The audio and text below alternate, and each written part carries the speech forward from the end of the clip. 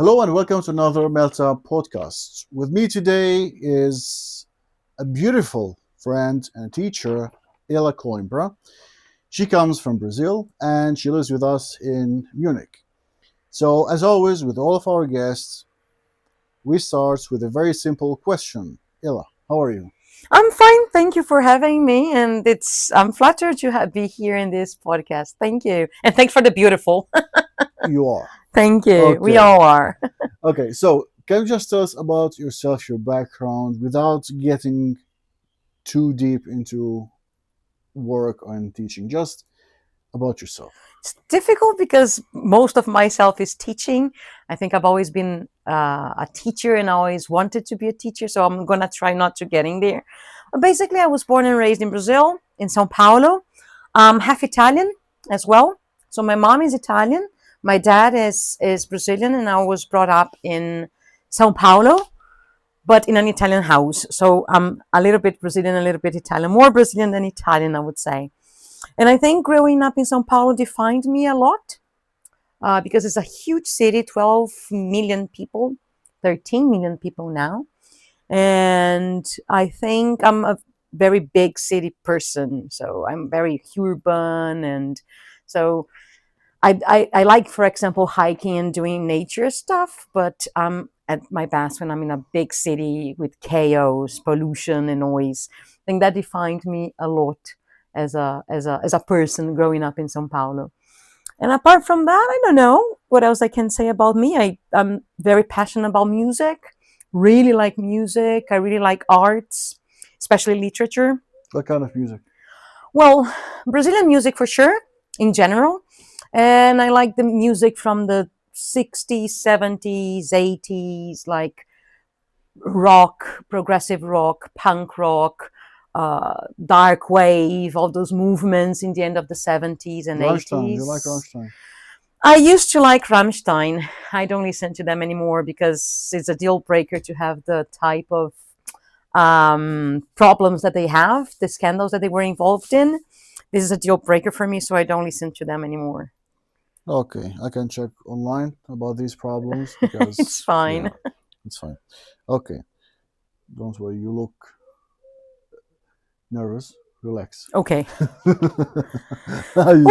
It's the beginning. The beginning is always the most difficult. Mhm. Okay. Okay. Okay. Speaking about city life, well, today for the first time we are recording outside. It's Well, beautiful. it is in a city, but it doesn't look like a city. So, do you like the place? Yes, it's beautiful. It's very nice and very green and fresh because Good. this week has been very, very hot. Yeah, And tell me about that. yeah, I know. Yeah. Okay. Now, when just first steps start teaching, how did you start teaching, and why did you decide to take up teaching? It's a funny story because actually I always wanted to be a teacher since I was a little girl. I remember coming back from school and teaching my dolls what I had learned at school. So I always wanted to be a teacher. But I never thought about teaching languages, not as foreigner languages.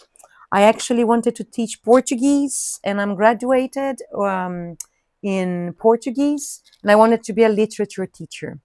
But the thing is, English teaching chose me. When I started studying formally English when I was in university. And the school I was studying, the coordinator knew I was a teacher because I was already a teacher, a Portuguese teacher.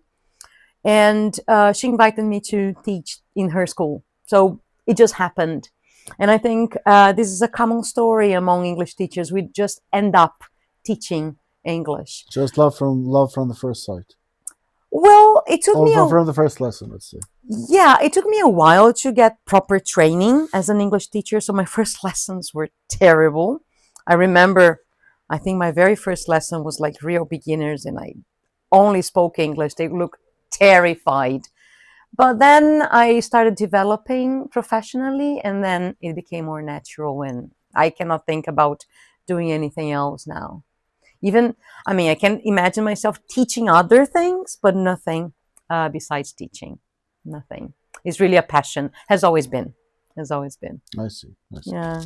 How did you end up in Germany? I think it's the same story as teaching.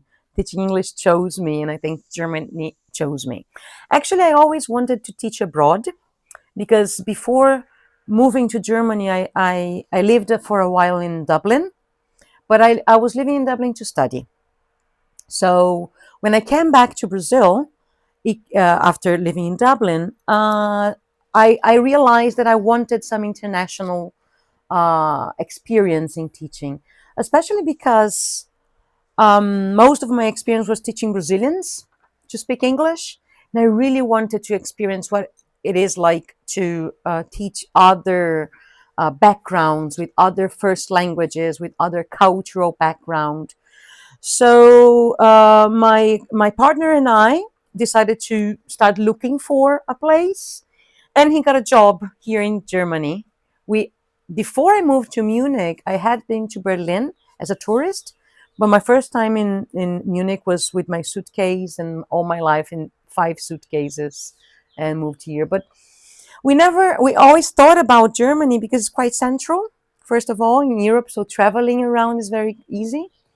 And also, I think I was a little bit hopeful that I would learn a new language. And I wanted the experience of learning a new language from scratch. I just didn't think it was going to be that difficult. But I think Germany chose us. This is how I can put it.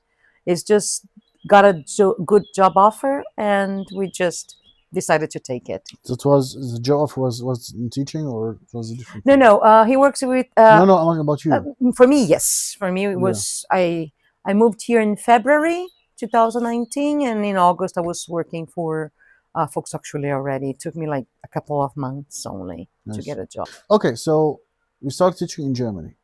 Do you like it? Yes, I like And it. not the teaching, not Germany, teaching in Germany. Yes, I do. I do. I do because I have different challenges that I used to have in Brazil, especially because the first language is different. Also, it's not uncommon to have different nationalities in the classroom. So people with different first languages, and this is what I wanted when I decided to leave Brazil to teach in another place. So yeah, I like it here, and I like the quality of life in Germany as well. So absolutely no complaints about life in Germany. Really, Mhm. as a teacher and as a citizen, I like my life here definitely. Anything you don't like about teaching in Germany or teaching English in Germany?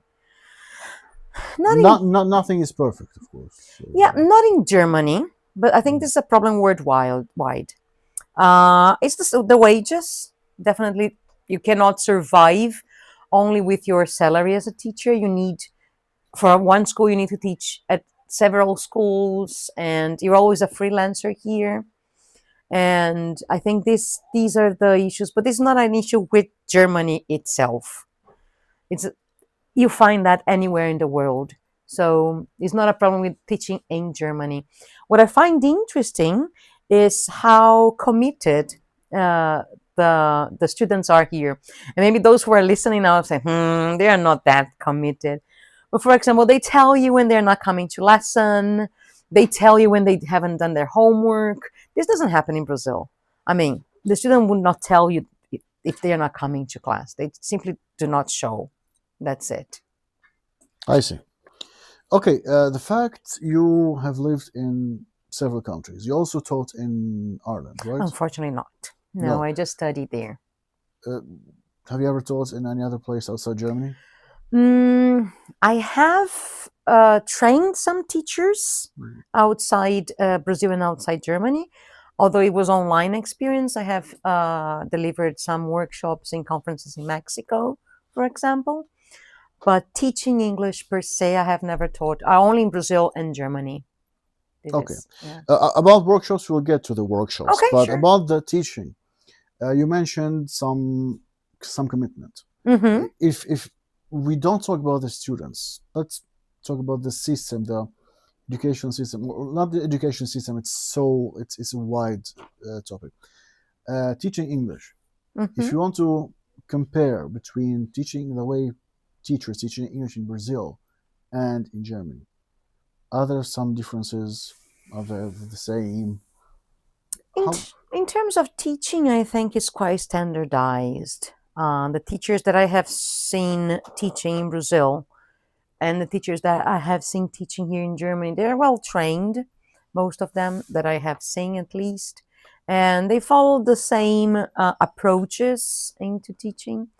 What I feel like is that the Brazilian teachers community, Brazilian teaching community, the teachers of English, they are a little bit more committed to professional development than the scenario that I found here in Germany.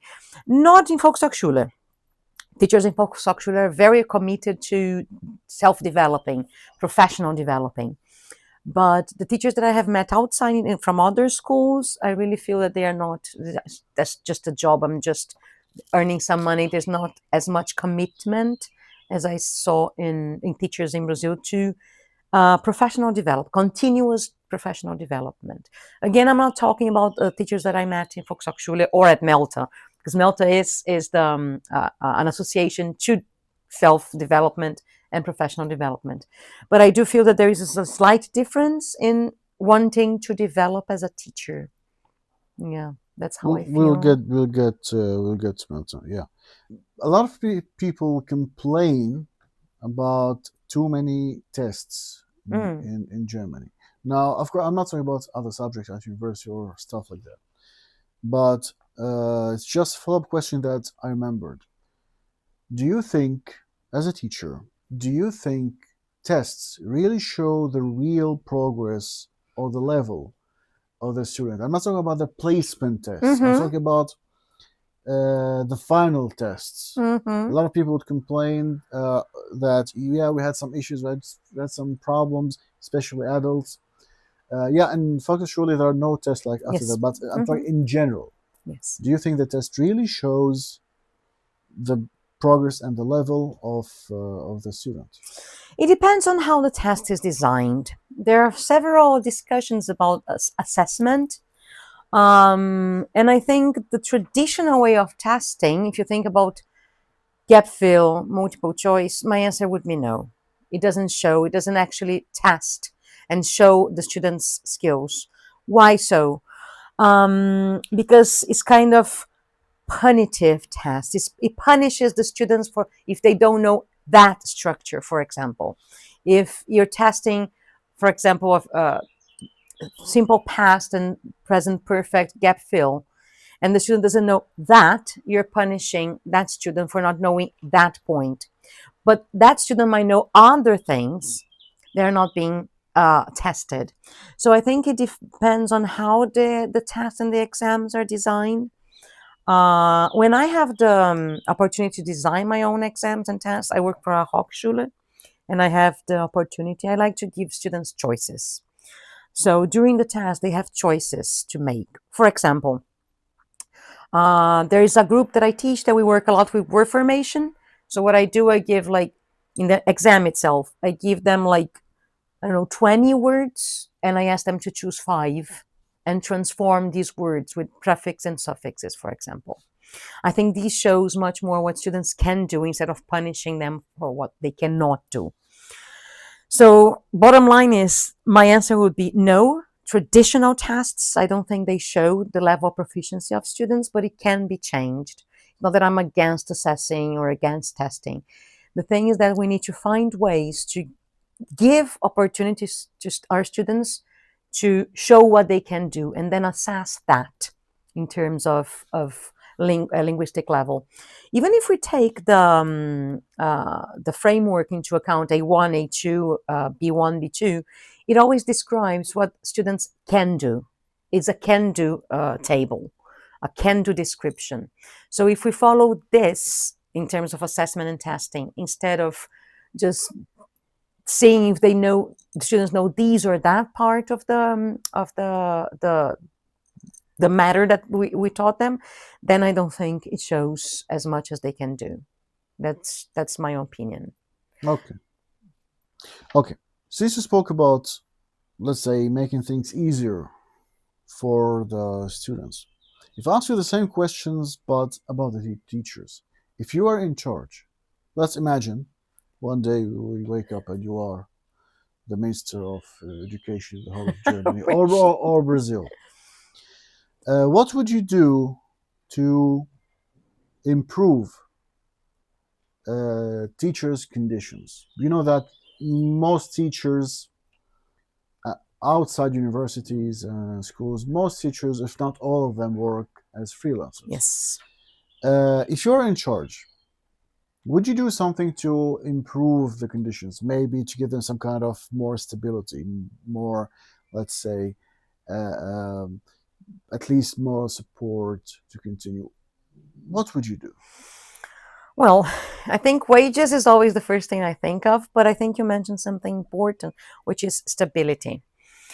Freelancers, we never know how much we're going to earn if, for example, in a semester, because there might be too many holidays. You might get sick. So, and also, Health insurance and taxes may take everything you get, exactly. And there's that was my and the second tax part. consultants as well. Exactly. So you need a Mm. tax consultant to do your taxes. You need to pay your own health insurance. You need to pay your own pension fund. And that takes away 70% of your earning. So I think making that part a little bit easier for teachers here in Germany, I think this will help us a lot in terms of stability. So in Brazil, it is a little bit easier to be a freelancer. We have a system where you can kind of open your own micro business and you have fixed tax rates. And it's not that you create a company, it's just that you have like a company number as you identify as a company, let's say. And there is a fixed percentage of taxes for people who are working under these conditions. And then if you have a surplus, then you assess your taxes after this surplus. It's much more simple, it's much easier. And with that number, you can get like the same type of insurance that a regular employer has. For example, employee has, for example, health insurance. You can pay your own pension fund as well, but as a company. Are there any direct trains to Brazil? Trains? Yeah, No, on the. no. That would be too difficult. I guess it's too I far. would go It's too tomorrow. far. Okay, Good okay, luck. okay, okay.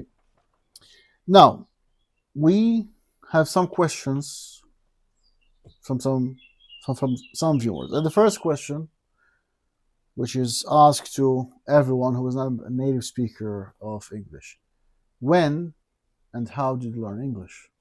I think I mentioned my passion for music, right? And I think that's how it started.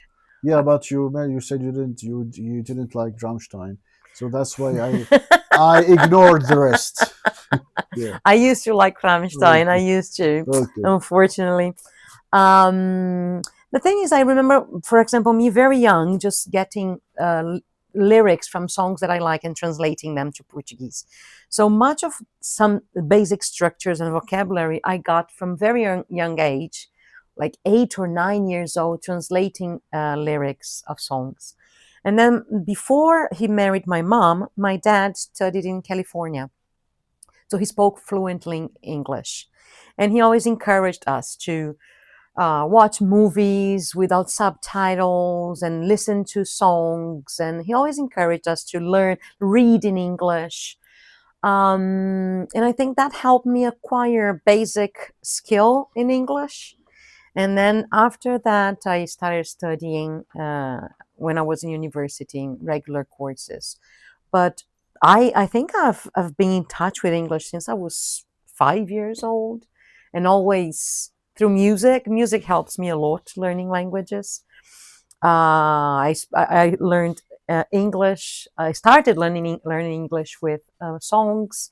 My Italian, although I said I grew up in an Italian family, but when I studied Italian properly, I used songs as well, and even German with Rammstein. I started studying as well with some lyrics for Rammstein. So music helps me a lot. Always helps me a lot to learn a language, and that's how I started. Of course, when I was in university, I wanted to fine hone my English skills, so I went to a regular school and started learning properly. But I started at B1 level already, and before that, I had never studied English. So that's I think up to B1 level is just basically music, movies, and books. I'm also crazy about literature. So reading a book in English has always been a goal of mine. So I wanted to reach a C1, C2 level, not only for my teaching, but also for reading like original works in literature. So that's how I started. And then when you start teaching, you have to study as well. So, and then I lived in Ireland, and then I took the CAE, the CPE exams, certificates, and then on and on with Cambridge certificates in language. And you know that no matter how perfect our English is, we do make mistakes sometimes. Mm-hmm. Do you work on them? Do you try to like fix them? Do you try to improve it, improve your English or improve the mistakes? Yeah, all the time, all How? the time. I think as a teacher, we cannot stop studying, not only how to teach, but language is not just because I'm not a native speaker. I think every teacher should have good command of the subject that we teach. Um, I I keep doing the same thing that I have always done. I listen to music. I pay attention to lyrics. I read. I love literature, and you learn a lot from reading. I think the only thing I do not learn from reading is pronunciation, and still depending on the author you're reading, as they use dialects or a very oral language, they write as the character speaks. So even pronunciation you might learn. So I'm that kind of person that is just chilling, Netflixing at home, and wait, stop.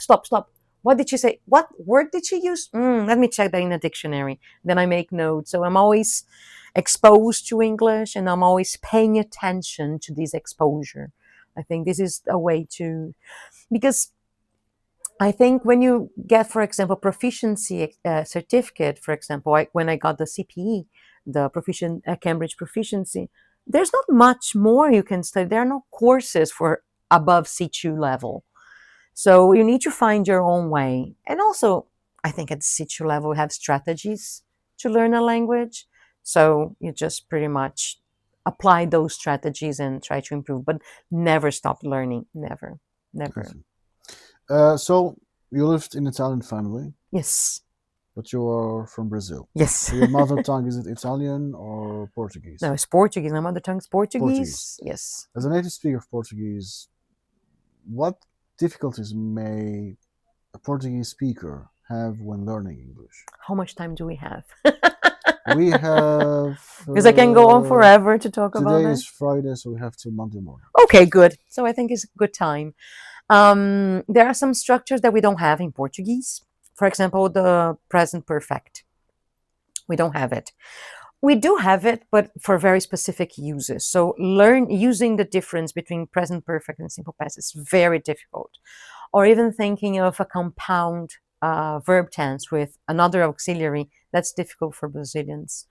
The good thing is that we are a Latin language, and most of like high English words come from Latin.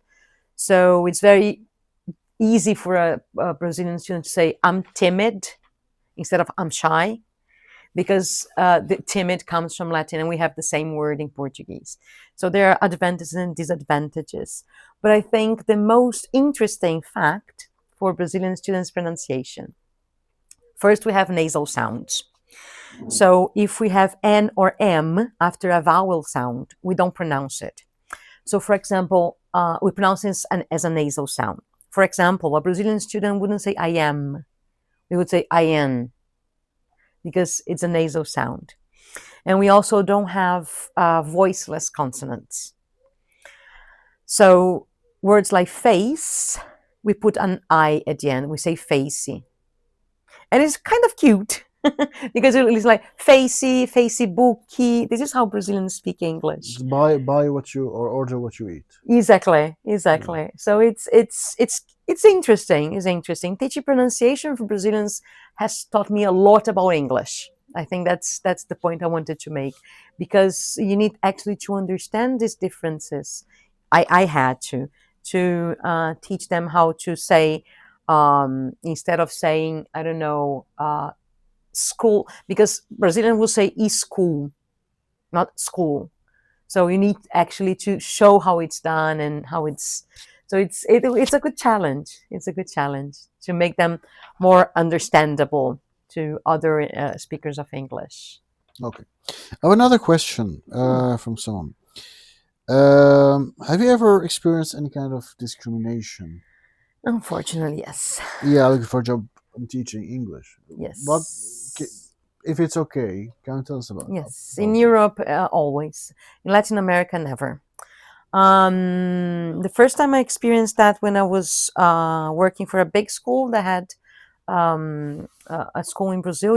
It's a big, well-known school all over the world, and we had one of them in Brazil, and I was working for them, and there was an internal process, recruitment process to hire teachers for a summer camp in Ireland, and I applied, and I did interviews. I sent my CV, and I did one, two, three interviews, and I was accepted. And the interview went okay.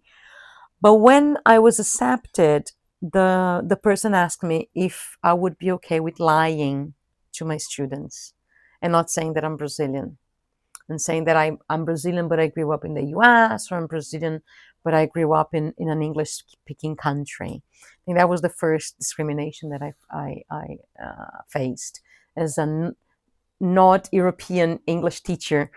Another one was when I came to Germany, my CV. Many schools that I sent my CV to, and although I already had the Delta when I came to Germany, module one only, but I already had the Delta, and module three was on the way. I was taking it. Very few schools looked at my CV just because they wouldn't pass my name, because my name is not English sound. It doesn't sound English. That's the issue. I know how it feels.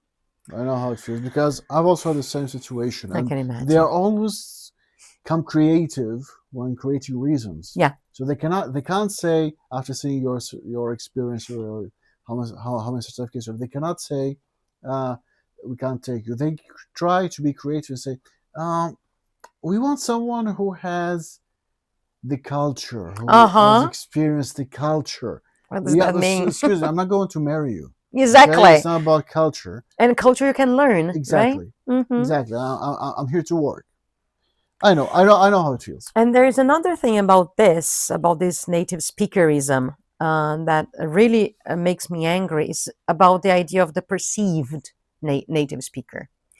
Because when a school says that they are hiring native speakers, they are talking about speakers that look a certain way.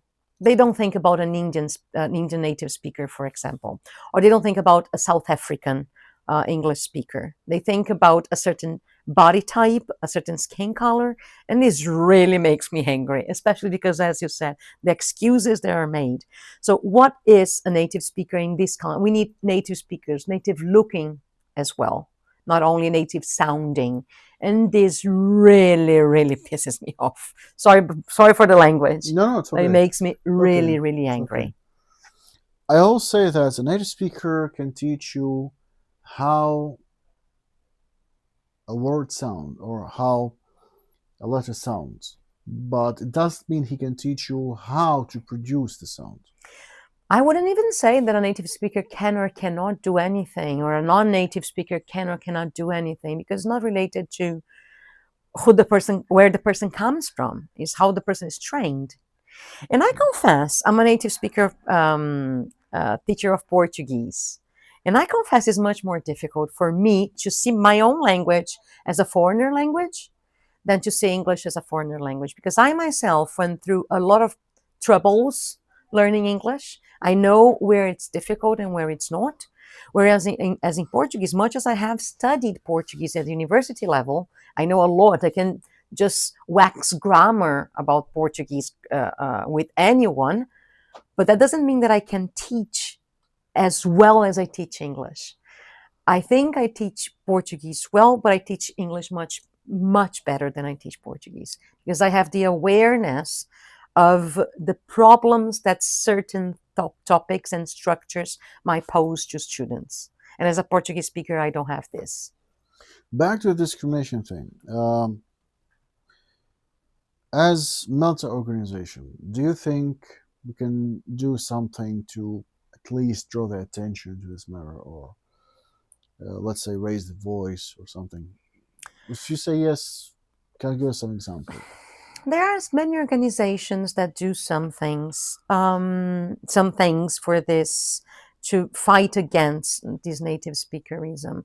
I think, for example, having model letters to be sent to schools that require native speakers as a teacher, like explaining why this is not ethical to demand, and it's not even, it doesn't make any sense as thinking about pedagogically, it doesn't make any sense to require a person to be a native speaker. That is something that can be done. Discussing this, I think having this discussion as an organization, as a teaching organization, is very, very important, helps a lot.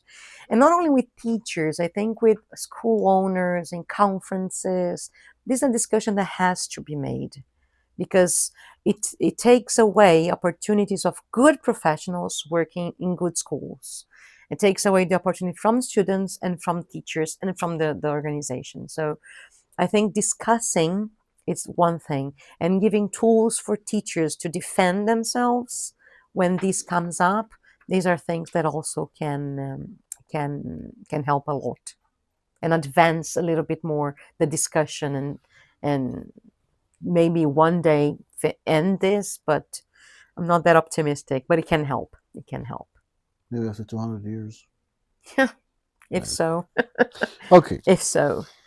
The last question Yes. about the workshops. What was last time when I contacted you about the podcast, you told me that you're waiting for a workshop. Mm-hmm. What was it about? It was for students. It was not for teachers. It was a workshop for those students, those candidates that were taking, I think it was the CAE and FCE exams. So we wanted to give a workshop on strategies to tackle the exam. So this was the workshop that I was. We were waiting for enrollments, but unfortunately, only one student enrolled. Hope they were all prepared for the exams, so nobody showed up, unfortunately. But this was for students. Any upcoming workshops? Or? So far, no. I think the winter semester is starting to be planned at Volkshochschule.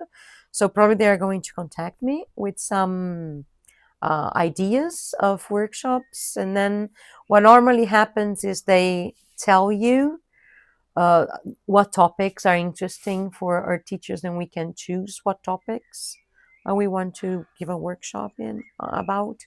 So far there's nothing planned, but I think in the next couple of months something probably will show up. Probably. I hope. Yeah, me too. I like it. It's a good way to keep in touch with teachers, because I feel that the teacher's life is a little bit lonely, because we don't have like a teacher's room when everybody meet before the lessons start, because the lessons are always in different times and places.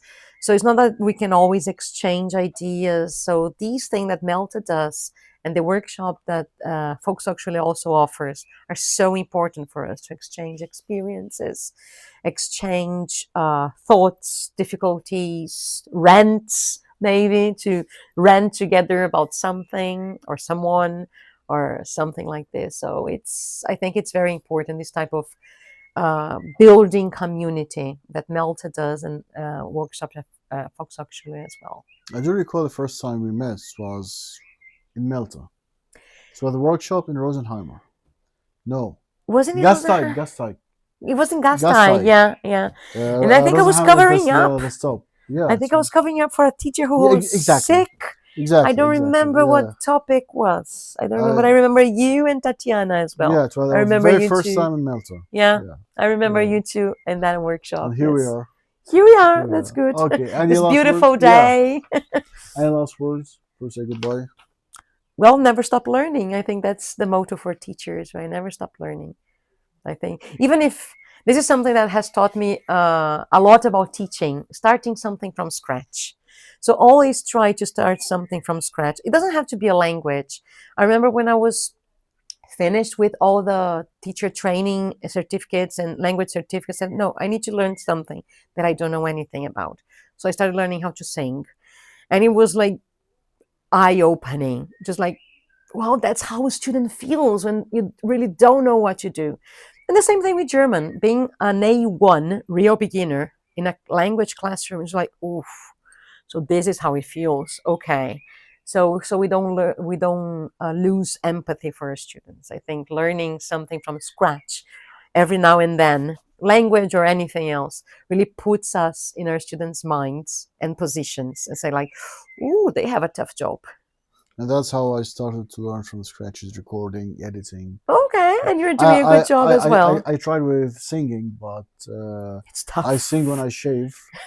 My wife always says, "Hey, close the door, or please stop, don't Stop do it, singing. stop singing." So I realized it wasn't my cup of tea, or Yeah. it wasn't her cup of tea. That Or maybe you I can think. try to find a teacher who allows you to shave during the No, no, no. lesson. Now I sing when I'm taking a shower. Okay, Yeah, okay, that's I good. never give up. The acoustic is better. Your voice, your No your one throat hears. is. Yeah.